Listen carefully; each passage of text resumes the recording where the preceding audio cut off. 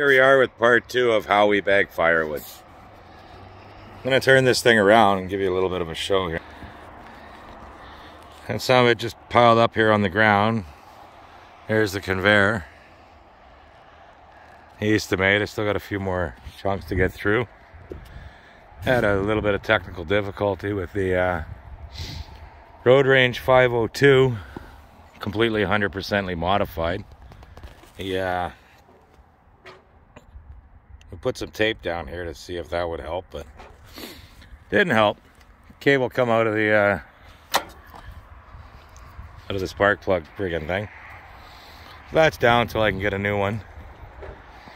And here's that forklift we use to load up the bucking station. And PB50, that thing's such a beast. But Jake's over here just bagging up. Fit about 40 bags on a skid. Lots of fun.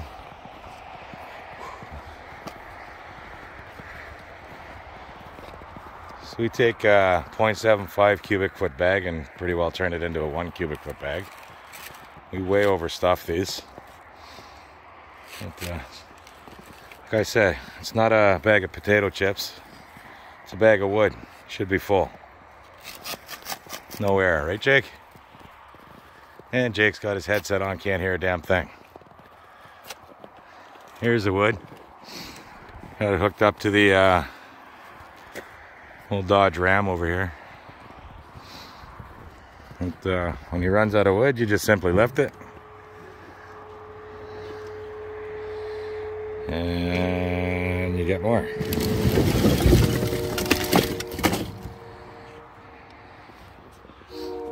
Oh, you can stand in one spot, load the trays up. How we doing, Jake? Good, man. Good. I was talking to you earlier, you had your headset on. Oh. Kind of like when I'm yelling at you all day. Yeah. Keep yelling and no one's listening.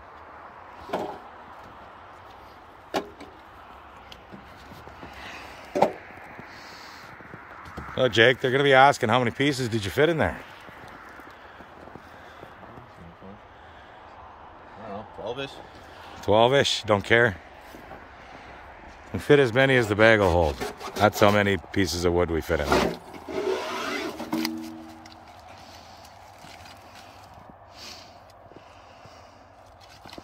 But everything's cut at 1 foot.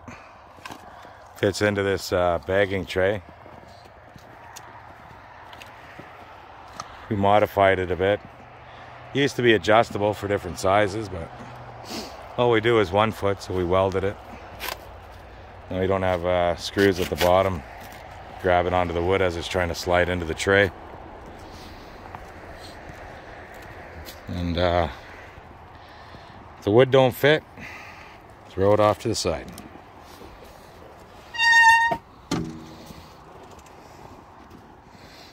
Doing a great job, Jake. I think it's going to be a late one working into the night. It's looking that way. It is.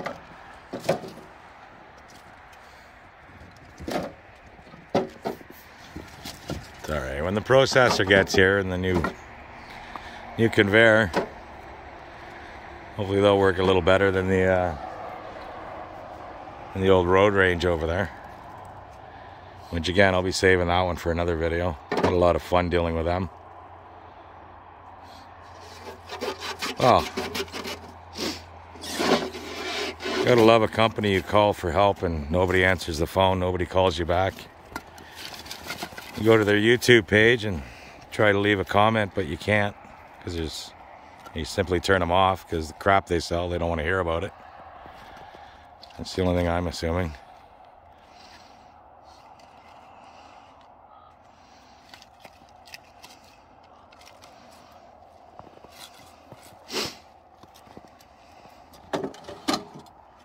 Anything you want to say, Jake?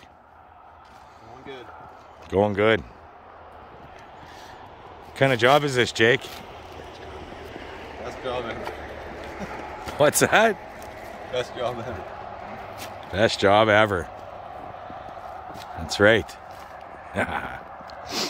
So I'll give you a little tour of our firewood stock here. Currently, we have nothing. Nothing. All of this is sold.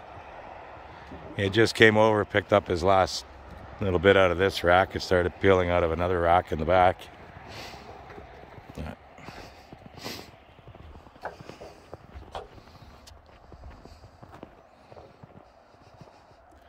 Each side is 4 feet by 4 feet by 4 feet. One rack equals one face cord of wood. When I first introduced these to the woodlot, I couldn't fill them fast enough. You could see it from the highway. They were driving in swarms. A couple of times I had 3-4 cars come in at the same time pretty well and start loading up wood, and pretty well cleared me right out. We got this area all cleaned up. Snow's pushed back a bit. Can't really put anything past that snowbank because it kind of dips down into a swamp area. It's a little bit of a work in progress. Got about 20 truckloads of wood ordered up, all tractor trailers. Roughly about 40 face cord in each load.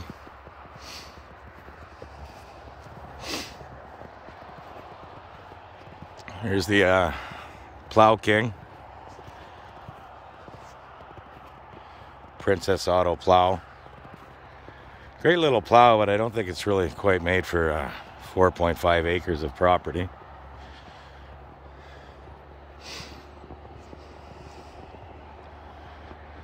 And a little bit of poplar.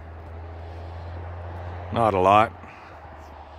But that's starting to move now that we sold out of maple. People seem to not mind the poplar so much. A little bit of poplar piled up over there. At the bottom we got some oak. Mostly red oak. There's still a few pieces down there that we're trying to dig out for certain customers. Anybody with children that need nice dry firewood. We're pretty well sold out. Not anticipating that whatsoever. We got a little bit of maple over here. It's kind of like a little emergency stash. Somebody in dire need needs any, we'll jump in there and pull it out. This is my old bucking station. Kind of moved everything. Last year that area was being all excavated. I went right up the side of that mountain there, pulled everything down and flattened it all out. Pretty well, it just looked like that. Just swamp. Swamp came started almost from my quad, about maybe 10 feet to the left. And it was all swamp right there, but that's all covered up now. Still need a few dump trucks of material, fill that in. This will be the staging area for all the wood. The logs, I suppose. And all the firewood will go up at the front.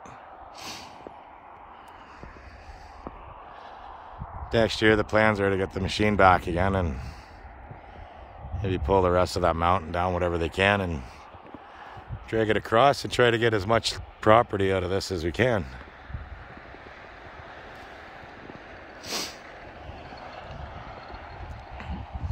Kind of hard to see, everything looks white.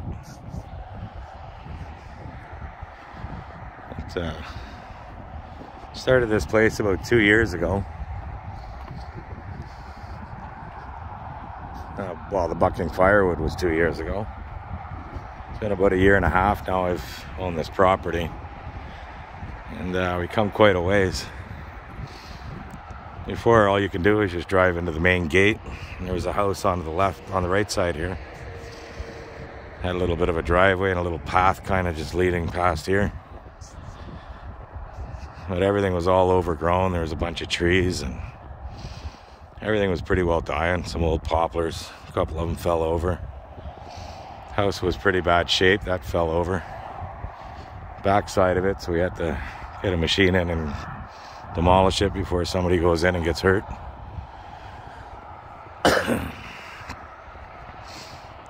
And we're getting there. One season at a time, everything changes. Just take more money into the property. It's the feedback from locals seemed to be pretty good. Like how I cleaned it up.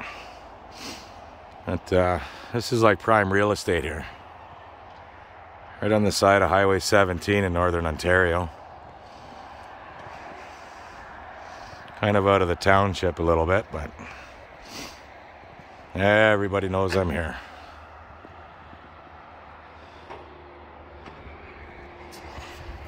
And just about everybody burns firewood. They don't burn it all year, they at least burn it in the summer. And I don't even know how many campgrounds and stuff that are around just this local area here. But get a lot of southerners, a lot of people from the state. Well, not really from the States right now with the whole COVID thing, but hopefully with everything lifting, that'll change this year and we'll really start selling firewood. But yeah, so we stack them up, we crisscross them so that when we pick it up with the forklift, we don't have to wrap them. As they basically just, he's gonna empty that whole trailer in the bags onto skids, and we're gonna take the skids and or the bags anyway and put them back inside the trailer so I can deliver them tomorrow.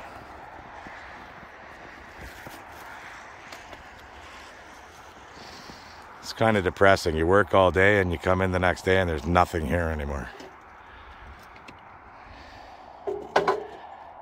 Right, Jake? Yeah.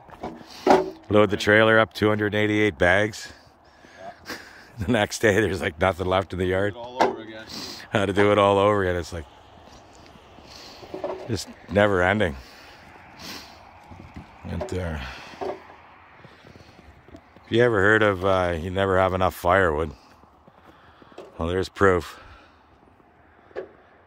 Look at that previous short video I had about 8 triaxle load or tractor trailer loads dumped in at the one end, and on the left side I had probably about 6 of them sitting there.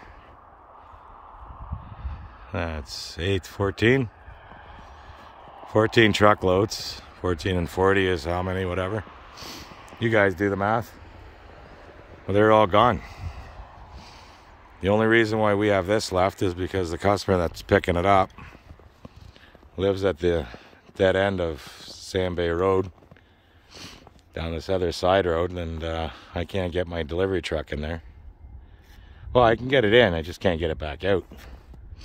A couple of hills, everything's full of ice, and it's just that time of year. But yeah, he comes in with his minivan and loads up whatever he can, and whenever he runs in the town, whatever, to do whatever, stops in, grabs a little bit and goes.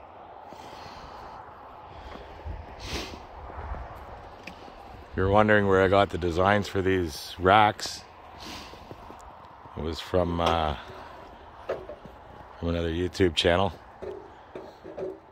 Labored in Vain, I believe it's called. I had to think about that for a second, kind of put myself on the spot. And they're amazing. They're just made out of pine though. Cost about $65 to make one. And an IBC tote around these areas is about $150. So, which explains why I don't have one IBC tote in this entire yard.